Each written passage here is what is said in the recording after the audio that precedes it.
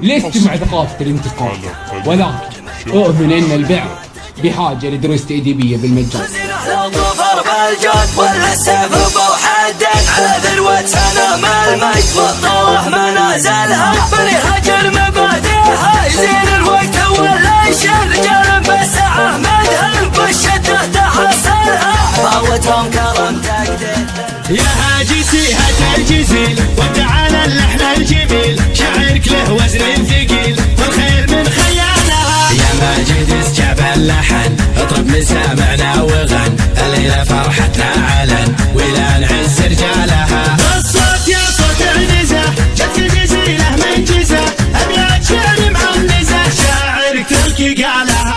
اللسانة سبح سبع من خمس برعز جدا سبحان من سبح الملكه كان خاشع يسجدي فرق صمد باقي وغيره لو ملك يذهب سدا يدخل جحيمه من كفر والجنة فال موحدي عزم النشامال المداحم عزم بصبحه حدا دحى وسطر نطل العمايم مثل ما زخ بردي جاوب سعود الهيكل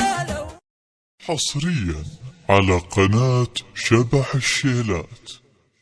يا لو قال مدح برجال المكرم والكلام يزير